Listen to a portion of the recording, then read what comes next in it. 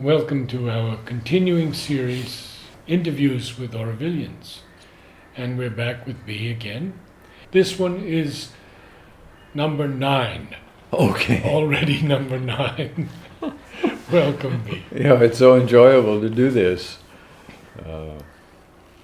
because so much has happened, and looking back over it, you really sense how the grace works, or just how mysterious and how unplanned, spontaneous, how the best happens, even though I had expectations of this happening rather than that, and but with the perspective of longevity, you see that, well, that was probably the best thing that could happen, and everything that did happen, becomes part of the story. Yes. And they are all stories, but they're very symbolic stories, and the metaphysics of these stories can be speculated about endlessly, but they're there, and people interpret differently. But that's what I always liked about the trees in Matrimandir, and not just Matrimandir, the whole Auroville, the trees, because the trees are there. And people said, you can't plant trees here in this desert, and then you look and they're there. Yeah. It's a existential fact. I was very close friends with the 2 conservatives of forests, and they wrote that the land would be uninhabitable in 50 years. Yeah. Because the local people were not getting even 2 bags of groundnuts from an acre. Mm-hmm. It was all being washed into the sea. Yeah. And look at it now. Yeah. Look at it. Yeah. It's So many animals have come back. Yeah. The bird count in 68 was 30 species. It's over 300 now. Yeah. It's that symbol of the desert, turned into paradise or semi-paradise, is one of the strongest metaphors that shows what can be done. And a lot of people, I think, just get discouraged about their dreams, given the situation in the world and human nature and all the rest. But that's the great thing, is that it does happen. The miracles happen, and you can point to them, and you can see that graphically in Auroville, because the circumstances were all against it. And Yes. and you had this handful of people, who were not trained. We were all so-called amateurs, and but it did happen. And then anybody can say, of course, it could have happened better. You should have done this. How come you didn't do that then? And but people did the best they can, and the results were, because of course, we have the guidance of the higher power. The higher powers are there, and that's the connection that we each make inside, and then we can be used. We can be part of the story. I remember studying the Israeli experiments with oranges in the desert. Pure sand, and they're growing these marvelous oranges. What they came up with was a drip irrigation, so that when the seawater penetrated slowly, the sand would purify it and it would get down to the roots. And then every once in a while they had to collect the salt from the surface. And wow, I didn't know that. it was incredible. I mean, and Auroville has done so many unique things like that. Not much talked about, but Yeah. the world is taking notice. There was a man here, I interviewed him, Suganandan, and he was the man who fitted the silver in Sri Aurobindo's casket and Mother's casket. And he worked all night long with it. And to prepare it. And he had a friend, and this friend, a businessman, said, I don't have to go any place in the world. I can find out whatever I need in Aurobindo. Hmm. He said, I need to find out about solar, I can find out about it. Whatever I need, he said, it's there. Mm-hmm. I just have to meet the people. Mm-hmm. Yeah. Yeah. It speaks a lot of the consciousnesses that are now at work Yeah. in Aurobindo. Yes. Well, you see that in so many of the young people now, how they've, they're up to speed. They're up to, we who were so-called pioneers, we brought it up, but they've got everything we've got, and they've got these very bright futures ahead, and they're the massive barrier breakers and the architects of immortality and all that stuff, those sun-eyed children. Yes. You can see it happening. So the future looks good because, of course, the future's not in the future, the future's in the now. And being in Aurobindo now, you can see the seeds that we planted have sprouted, and the seeds that are coming now will sprout in a way that we can't even predict. Mm-hmm. And who could have predicted this internet, and that whole thing? Yes. And also that is another little disappointing factor, that not everybody in Aurobindo is really wanting to take a risk and to go for things. The internet, when it first came, everybody said, no, we don't want the internet, that's the world, and it will pollute Aurobindo, and people play video games, and it's going to be a waste and all that. And I had to stand up and say, no, we're going to have a website, we're going to do it. And I remember, and actually I said some very strong things at that time, which I totally forgot. But then June Mayer, she told me just shortly before she died, she said, I was so happy when I was at that meeting in Aurobindo, I don't know, 15 years ago or whatever it was, when you stood up and you said, no, we have to have the internet. And you went against those people who tried to stop it. And Look how the world has changed. yeah. We've been brought together by this incredible internet that we never could have been together like that in the world. And everyone knows everything. Yeah. I mean, you can find out anything now. Yeah, exactly. And so the downsides are so minor compared to the upsides. Exactly. In bringing us together, in finding harmony Right. amongst nations, Right. and finding Auroville's place in the world. Yes, exactly. And to bring those innovations into Aurobindo that, there are a lot of things that we don't have to invent things in Aurobindo, we just have to do them, because people invent things around the world, but they don't have a field in which they can experiment with them and live them and make them happen. I think we already told the windmill story about that guy and his windmills. Didn't we talk about that one? How he had that dream for windmills and how Aurobindo was able to fulfill that. Same with biogas and some of those things, solar energy, desalinization. Yeah. So many of these processes, people can actually live them there. And I think of Anandi and her raw food also. Anandi went to the U.S. to this expert, this famous Dr. Gabriel Cousins, who wrote Spiritual Nutrition and all these books. And she brought the raw food here and how you can live on the raw food. And, people go out, they see something, they get connected to it, they bring it to Aurobindo. And then we have all these things, all these therapies, the Watsu, all these things are there. Yeah. They're Could you tell us a little bit about the evolution of the solar kitchen? the solar kitchen, yes, but it was Gilles Guigon, who was so involved in the solar kitchen. I remember when we inaugurated it, I was there with Bhakti and Chandra. Chandra, let me just divert in Chandra's story. Chandra's that wonderful story. I don't know Is this anybody. Niyogi? No, this No. this Chandra is the daughter.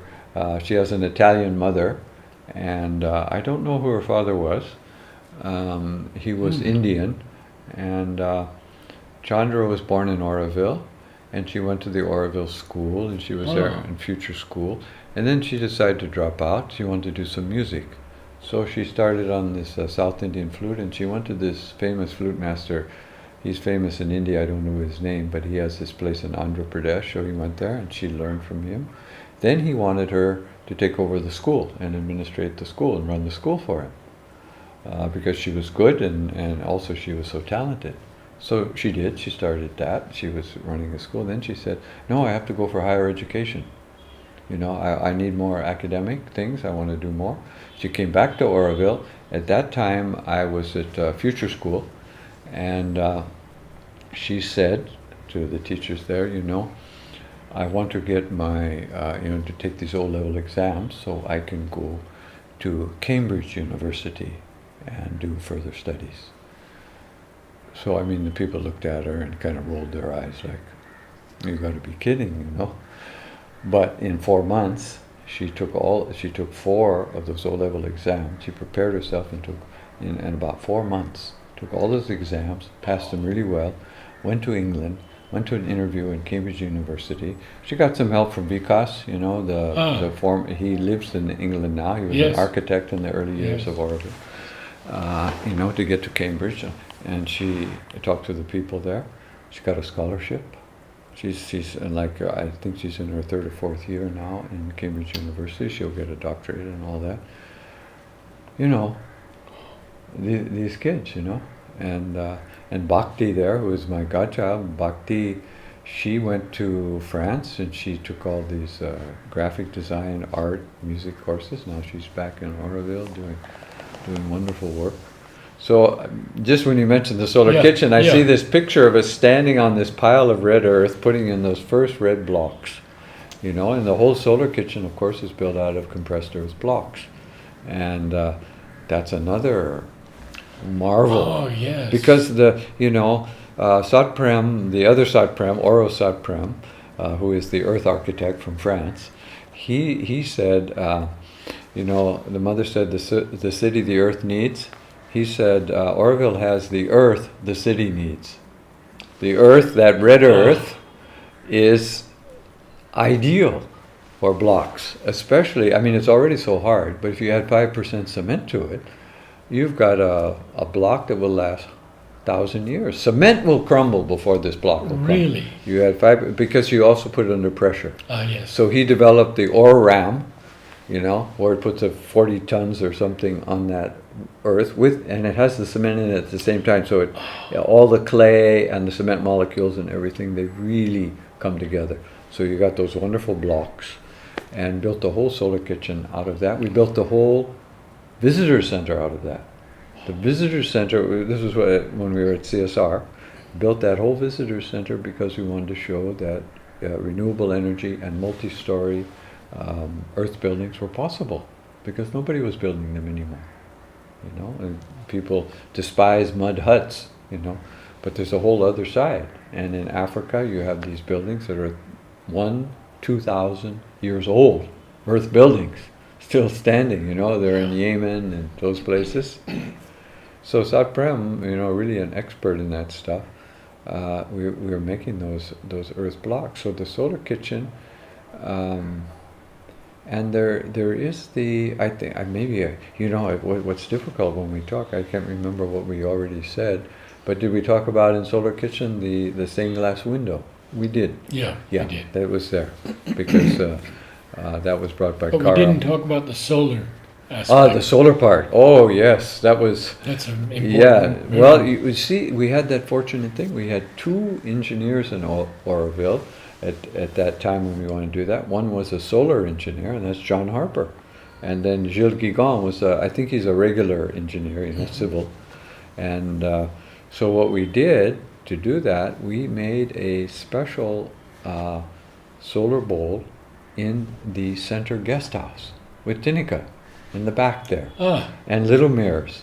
So it's I forget what the scale is, you know, like 10 to 1 or something. This is the small model, but we had to position all the mirrors all the way around. We had a boiler in the middle, just like the big one that's on the solar kitchen. So we made a little one just to check it out. And I remember when we worked on that really really for a long time, because we went there after we worked at Matrimandir in the evenings. And Jacqueline helped us, you know, Jacqueline, and Kiran Podar was there. We were I placing see. those little mirrors. oh, And then the first day, and then John, when we tested it, he threw popcorn into the center on the little plate where the things go. They all blew. Then we knew it worked. It oh, was nice. But then they built the huge one, yeah. and that was quite an engineering marvel. But I think Gilles, he has some great stories about the mirrors, and and people said, oh, you can't do this and you need that, and just every one of those little hurdles were overcome. Is And it still yeah, in use? still cooking. Still cooking, and every day, you have a huge number of people come there for yes. lunch. I was there today, and it's great food. Great food. It's that solar, and if you go upstairs and look at the mirror, they have some of the old first solar cookers that were made in Aurobindo. There's almost like a little mini museum there of some of the old solar things that were there. They're up there. That is also clever. But if you talk to John, or they can tell you really more about it, because I was not involved in the construction. I love solar energy. I remember bringing the first solar panel to Aurobindo. I think it was the first. It was in the 80s, early 80s. I got it from California, and I put it on my Keat house, and to run the little tape recorder and to run a couple of lights. And it worked fine. I just put it in my suitcase, it was just the size of the suitcase, and brought it in. I remember my aunt gave me the money for that solar panel. She said, oh, you're going back to India, anything you want? I said, yes, I want a solar panel. She said, what's that? So I got it. So then the solar thing, of course, boomed in Aurobindo so much. And we had the first one in our bathroom for the hot water. I forget who built it now, but he was very, very good. Well, those solar hot water heaters, see, that's another thing that we should have everywhere in Aurobindo. And unfortunately now, people are still putting in those electric geyser things, and using electricity to heat water. It's an absolute unnecessary. In International House, we have 15 to 20 people there using the facility, and we have this one big one on the roof, solar hot water collector, and that one is from China, and they're quite reasonable to get. They're better than some of the Indian models, and that one provides all the hot water for everybody. And it's got this tank on the top. I don't know how many liters are in that tank, but it's quite a big tank. So anytime you get hot water, anytime, and there's no need for boiling water using gas or using electricity to make water. It's not sustainable. But the sun is there. Wonderful energy of the sun. The sun, the sun is so, I don't think people appreciate the sun, and that's one of the things that Matrimandir did for me, to bring the sun inside. Yes. See, the strongest energy source we have in our little solar system here, that star, that sun, bring it inside the building. Bring a living ray, and it was Mother's vision. She saw it. She told Roger how to do that. Bring that sun ray in, and bring it through the whole building. And the idea to have those people inside that closed marble chamber, in that energy field, with that sun, you have to open to the higher light. You open to the higher light, that sun will energize you and connect you to the mother, because it's all the mother. Manifestation is the mother. Yes. So it's so it's so great.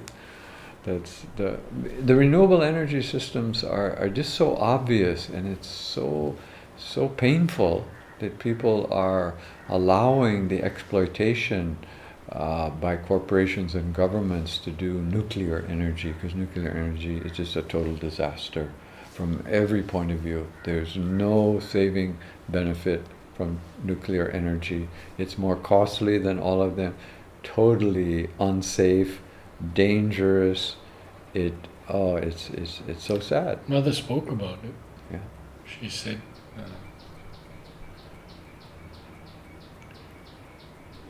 I can't remember the terms now, but it's instead of this Oh, the fusion and fusion, the fission. there it is. Yeah. Yeah. Yeah. Not fission, but fusion. Yeah. In other words, combining, not Yeah. breaking. Yeah. Yeah. Well, and she of course stressed the solar energy, and she got Shamanlal Gupta, going on that solar energy right away, and I think he's still going on it, which is great. Oh yes. Yes. Yes. Yeah, and We built the first weather station too. yes, the weather station, and then they tried to build that little house there.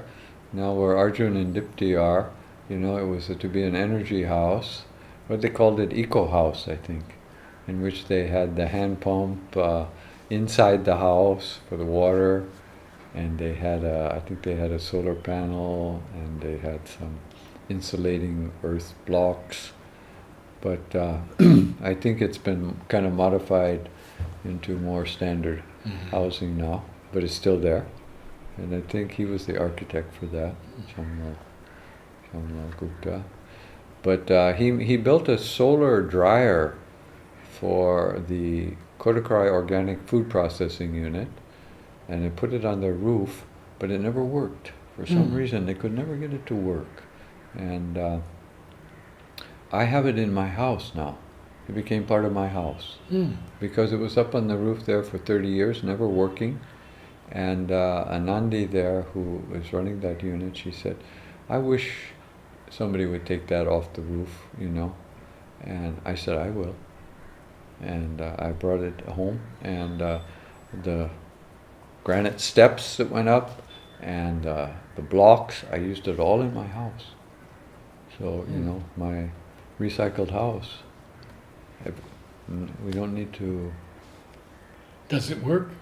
No, I didn't do the solar cooker. I just Ah. used all of it for my house. Ah, okay. Those are the stairs that go up the wall to get to the first floor, ground plus one. So those slabs are there, and then when you reach a little landing, that was the landing where you went up the stairs to put the stuff in the solar dryer. But somehow the draft and the thing and the chimney, it wasn't effective. So, but we can, recycle. That's a great thing. Recycle, upcycle. Do you remember Rosine? Oh, of course. Could you? Because she was a dear friend of mine Oh. for so many years. Such a sweet woman, yeah. Well, of course, as you know, she died here, and she died with us. I was there when she died. I was with her Yeah. Yeah, that when was. she left her body. Yeah. Yeah, she did so much for Aurobindo, You tell them what happened. She with her money, she was sending money to. She was. To Matramandir. She was a chef for some of the big Hollywood people, and they would, make her work very hard, but they also paid very well. She saved $1 million Incredible. and gave it all for Matramandir. Yeah. And that should be, I'm glad we have the chance to Yes. put that on We the should be video. honored for that. We should be. Yeah. And Not- she never used any for herself. She Yeah. put it all aside for the Matramandir. Yeah. Yeah. No. And she loved the flowers. We used to walk around Southern California streets together for hours at a time, Yeah. looking at all the flowers. And,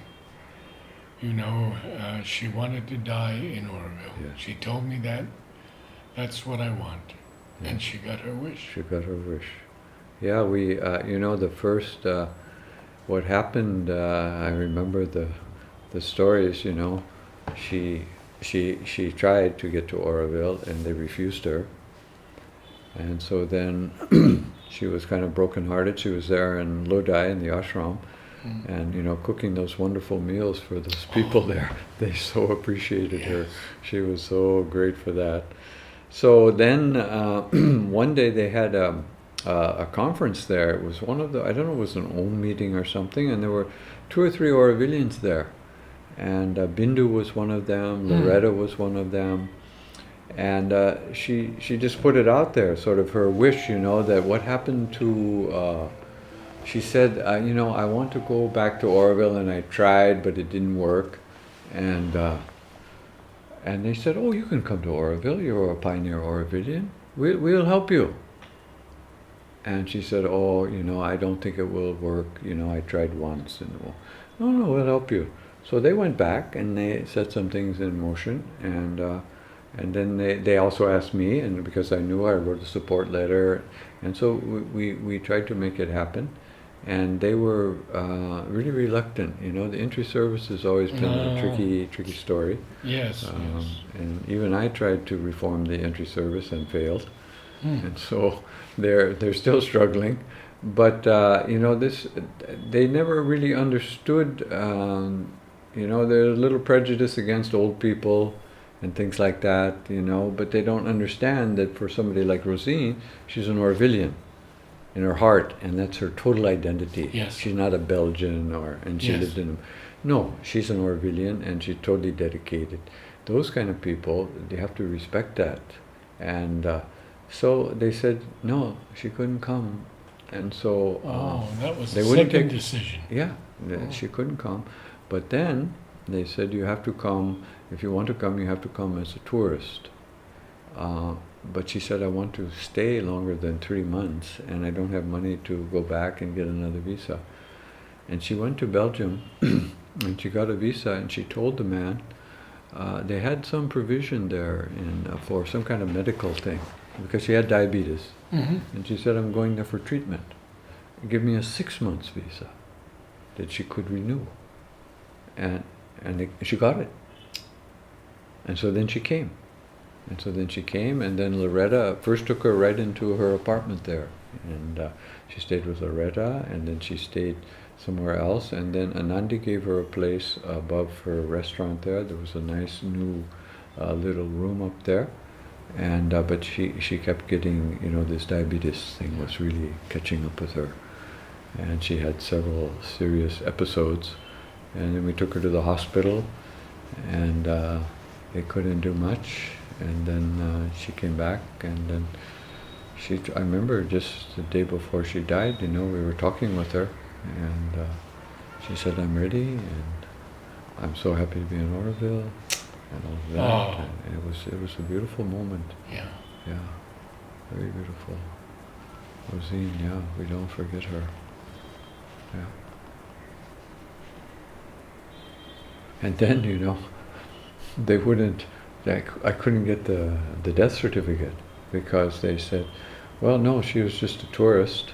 You know, we won't give any death certificate for her.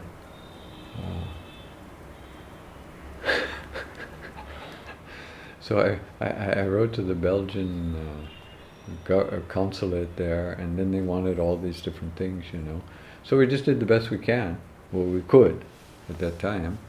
And but it would have been, you know, really nice if they would have, you know, or the Aurobindo, who's Aurobindo, but the people in the administrative thing in entry could have, you know, just enrolled her as an Aurovillian, so that she, returning Aurovillian, so that she would have had that when she died, you know, that she had been accepted back. Yes. But of course she was accepted back by all her friends and all the people, and it's understood. I mean, you don't need to have that administrative rubber stamp that from people who don't understand, you know, what it means, and they don't understand the valuable contribution that she made.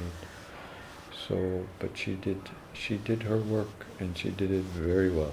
She did. Yeah, she did it very well, and she worked so hard. Yeah, so hard.